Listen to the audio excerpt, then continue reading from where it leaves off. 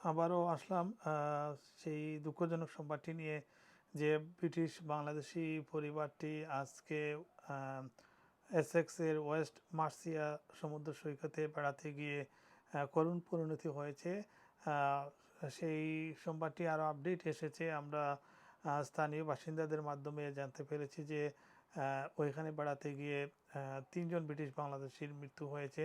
তার মধ্যে একজন মা এবং তার 15 বছর বয়সী ছেলে এবং তার বোনের ছেলে 7 বছর বয়সী, তাদের মৃত্যু হয়েছে। আর যে যুক্তরাজ্য বিএনপির নেতার কথা বলছিলাম, তিনি হচ্ছেন যুক্তরাজ্য বিএনপির সাবেক সহসভাপতি মুজিবুর রহমান মুজিব। বর্তমান যুক্তরাজ্য কমিটির তিনি আহ্বায়ক কমিটির সিনিয়র সদস্য।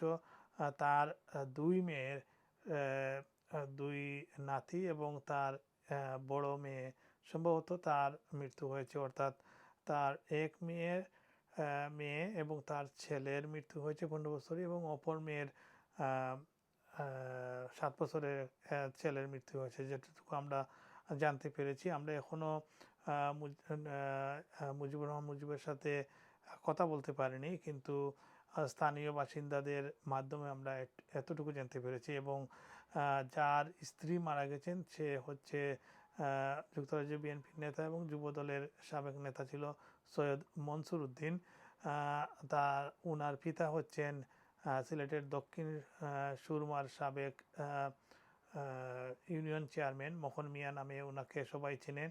তিনিও মারা গেছেন, অর্থাৎ সেই মোহন মিয়া চেয়ারম্যানের পুত্রবধূ এবং নাতির আজকে এই করুণ মৃত্যু হয়েছে। বুধবার তারা সেখানে বেড়াতে গিয়েছিলেন ওয়েস্ট মার্সিয়া সিসাইডে, এবং সেখানে বেড়াতে গিয়ে এক পর্যায়ে তাদের এই পরিণতি হয়। আমরা দুই ধরনের সংবাদ পেয়েছি। বিবিসি থেকে যেটি পেয়েছি যে সেখানে একটি দুর্ঘটনা ঘটেছে এবং ঘটার পর উদ্ধারকারী দল সেখানে এগিয়ে আসে, এমনকি হেলিকপ্টার আসে এবং লাইট জ্বালিয়ে সেখানে তাদেরকে খোঁজা হয় এবং এক পর্যায়ে তাদেরকে পাওয়া যায়।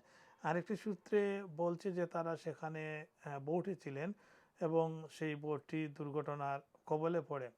এবং অন্য একটি মাধ্যমে আমরা জানতে পেরেছি যে সমুদ্র সৈকতে যে চূড়াবালি থাকে সেই চূড়াবালিতে তারা আটকা পড়েছিলেন এবং সমুদ্রের ঢেউ এসে তাদেরকে এই দুর্ঘটনায় নিপতিত করে।